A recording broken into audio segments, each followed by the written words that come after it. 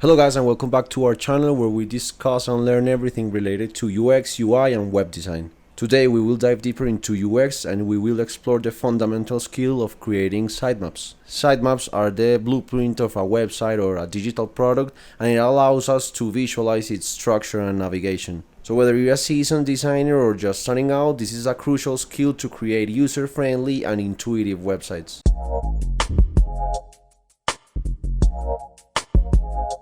Okay guys, so I think the best way for me to teach you how to create these simple and effective sitemaps is to explain the concepts while we work on an actual example, so you can see how I personally do my sitemaps. There's obviously a million different ways in which people can do this, and there's a million ways in which you can do yours. So I want you to take from this video what you like the most and just try and adapt it to your workflow. So the basic step, let's call it the step 0, is to have a brief. You have to have a clear understanding on what is the design challenge you're working on, and having a clear brief really is a key step on this. So either you create it yourself once you really have a comprehension of what's the challenge you're facing, or it can also be given to you. Either your client or your employer might have given you a brief, or you can try to write it yourself and then confirm with them if it successfully captures the challenge you will be working on. Okay, so I recommend you apply this and you try to follow this video with a real challenge you have. But if you just want to get some practice and you don't have a design challenge or a brief to work on, you can go to sharpen.com and then you can search for the categories. You can pick product or UX, and then this is gonna give you different UX challenges. So you can search for one in there. If you want to lock in one of these prompts, you can go ahead and lock this one, so only the other one will change. I recommend you try to find one like this. So design a website or design an app.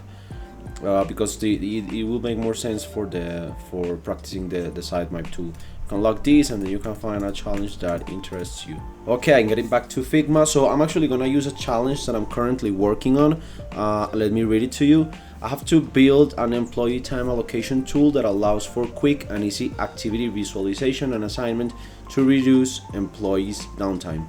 Okay, so before we dive into creating a sitemap, we will need the information that we need to organize in the sitemap format. And if you don't already have that source of information, you have to create it yourself. I don't want you to bring in here the first thing that comes into your mind. We're gonna try to approach this from a strategic point of view. So let's generate that information, but to generate it in a strategic way, it's essential to understand the goals and objectives of the website you're building. Okay guys, so remember, this is how I make this, and I recommend you try it out and see if it suits your workflow. To create this strategic content, I'm gonna list 3 categories. The first one being goals, the second one being target audience, and the third one being competitors. So you're gonna start listing elements under these 3 columns. They can be either features or content you consider belongs to each one of these categories. So in the first one, in the goals, you're gonna go back to your brief and see what's the objective of this challenge. What's the functionality this website or product needs to fulfill, needs to achieve. You can create subcategories under this, so let me go ahead and create mine.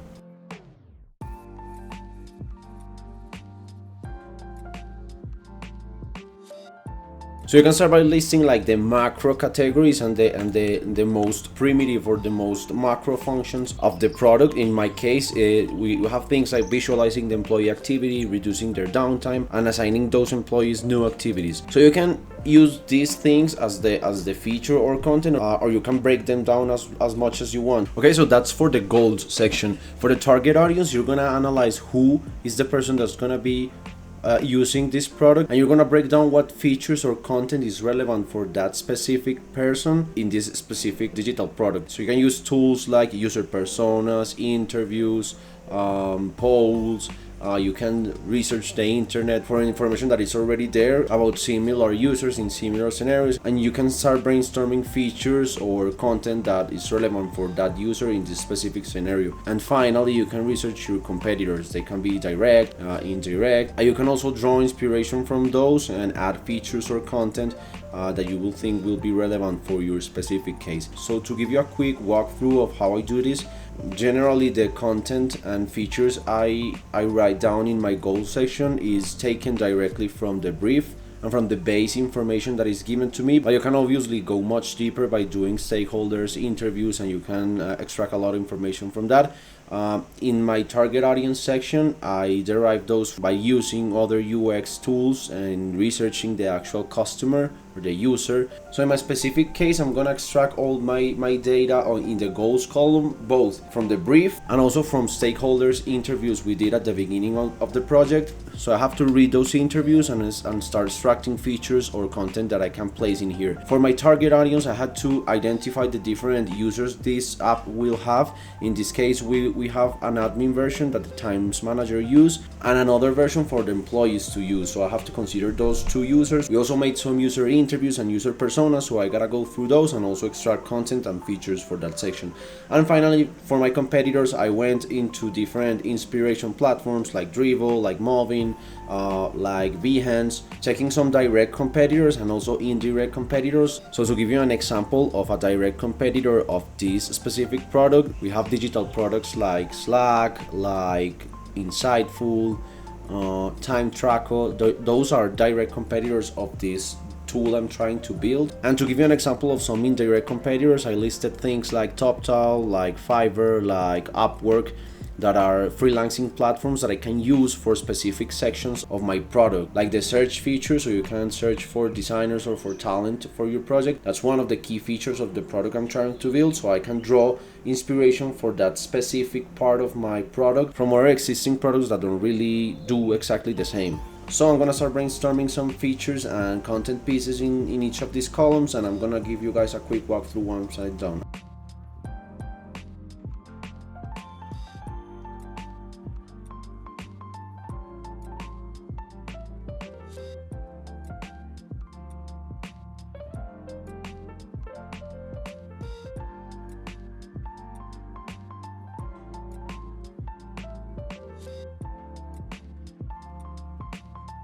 Okay guys, so to give you like a quick idea of the things I came up with, for example, in my goals section, I have things like visualizing employee activity, reducing downtime, assigning activities, visualizing. There's gonna be some important stuff that the time managers are gonna need to be doing in here.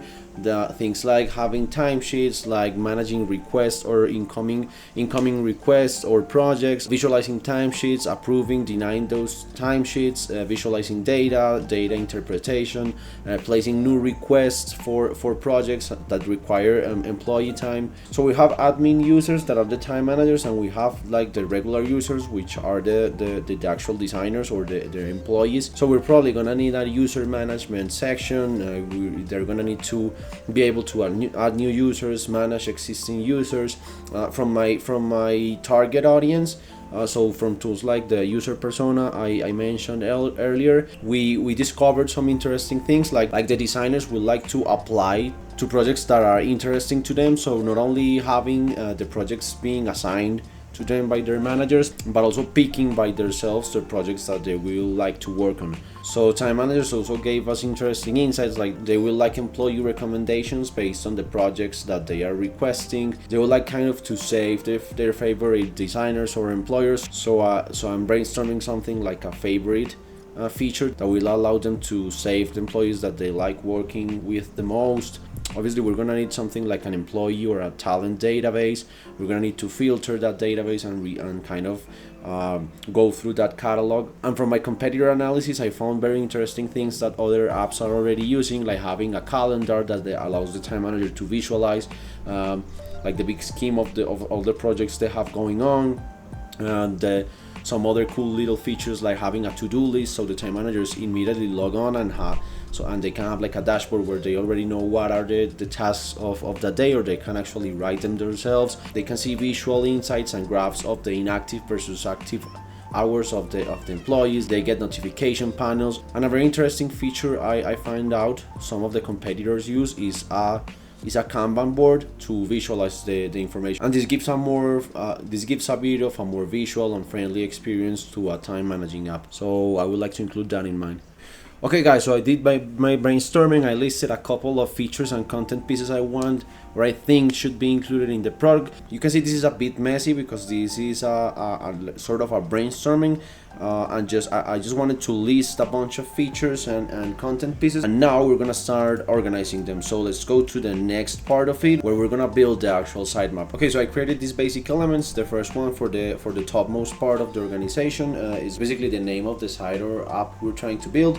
Next, a component for the main sections or the main pages, then one for the sub pages that go inside of those, and then one for all the specific elements I want listed in here.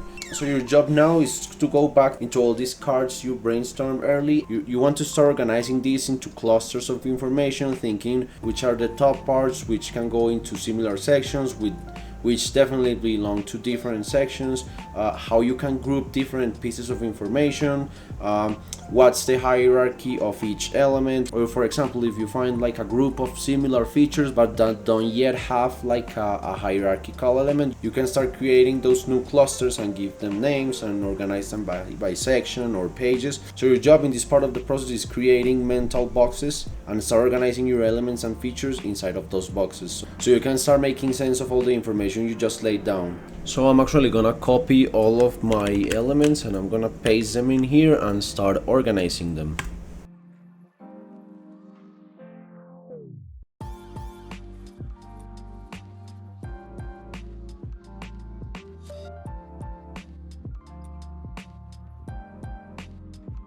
Okay guys, so this is the basic structure of the site I have currently. Divided this site into 6 main sections. The first one being a dashboard where I placed my calendar, my to-do list, the notifications panel, and the Kanban board, which is basically the visualization tool that the time managers are gonna use to see the ongoing project. So basically this dashboard is where they can have a quick glance of everything that's going on. And so I included these main features, most of them being like productivity or key organization features. The next section, which I saw in a couple of the competitors, is having a place of centralized data where they can go when they need like more advanced insights, and they can visualize data, and they can visualize like raw data, or they can kind of get customized interpretations of that data that will help them make decisions. The next is the project section. In this part, they can place a new project request. When the client asks them for a new project, this is where they can place that project and start assigning employees to certain projects.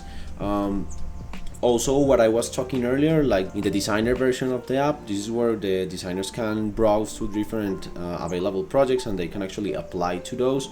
Time managers can manage the requests, all the current ongoing projects, check the statuses, check the start and end dates, and all the relevant information about each project that they will need to see.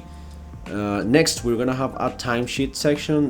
This is mainly a tool used by time managers. I remember one of the goals of this tool is being able to visualize the inactivity or the inactivity hours of the employees, or there's gonna be a whole section dedicated to this where they can see the inactive versus active hours of every employee they're in charge of. Okay, my next section is the talent database. This is basically the catalog of all the available employees.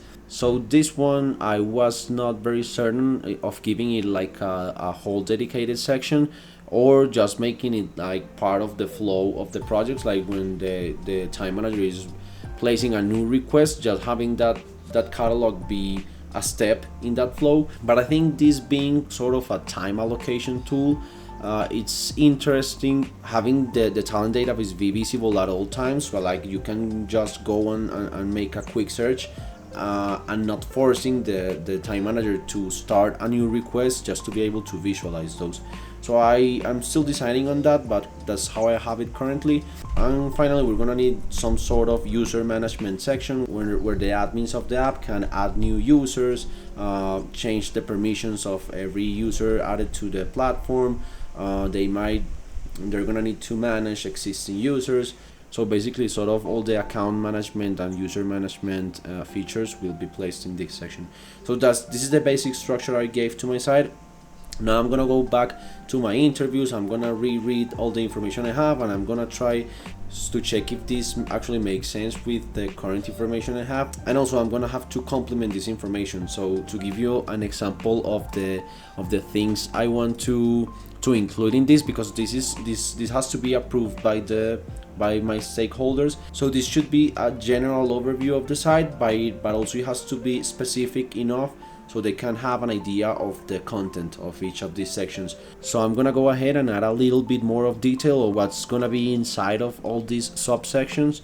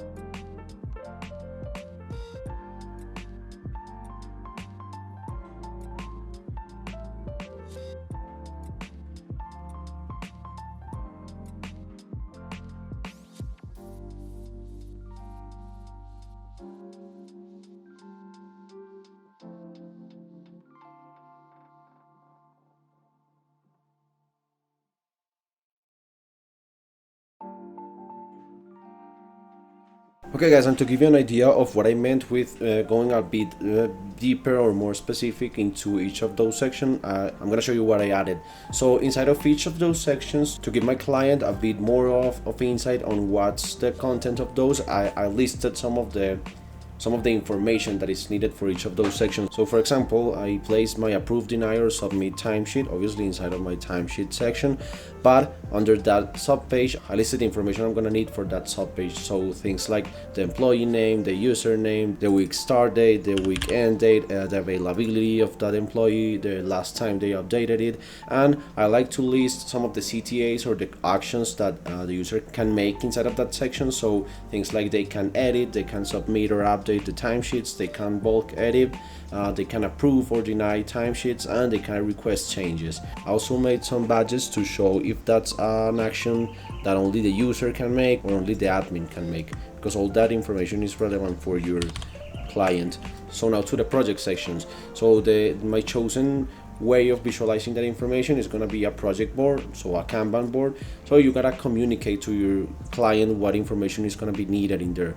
So I'm going to need to show things like project name, the date it was created, who it was created by, what agency it came from, what's the status of that project, what's the progress, who was it assigned to, what's the start date, the end date. And you should try to do that for each of your sub pages. So for example, inside my talent database section, I'm going to have a filtering capability. So you should communicate what filters, for example, you want to include. So I want to have things like the employee's title, a link to their portfolio, what's their discipline, what are their core skills, what's the soft skills they have, what's their seniority, availability, time zone, language, other things that you consider to be important. The point of this is to show to your client and for you both to agree this is the information that you're going to display, and this is a correct information architecture that makes sense for the user and for your client. So you can think of your previous step like buying furniture, buying a bunch of stuff to fill out your space, obviously making that through a strategic point of view. But then this next step is like interior design. So you're gonna have to think how you're gonna arrange that furniture inside of each of those rooms, and you should use different visual styles for each category. So you can show what's the navigation flow, you're gonna show what's top priority, what comes next, and level by level what's the hierarchical organization of the whole site. And next you should make some annotation and important details, make some badges like what I did, because these details will provide clarity for you, for your team and for your client. And that's wrap for today's tutorial on creating sitemaps, guys. Remember, sitemaps are your roadmap to creating user-friendly experiences, so take the time to actually plan them correctly. Remember, if you found this video helpful, please give it a thumbs up and don't forget to subscribe to keep up with the channel. And if you have any questions or ideas for future videos, stuff you want to see in the channel, please let me know in the comments. I will love to read it. Remember, the whole point of my channel is to help you guys out, so if you have anything you would like to see in the future, just let me know and I'll make sure to prioritize those videos. Thanks again, guys, for tuning in, and see you in the next one.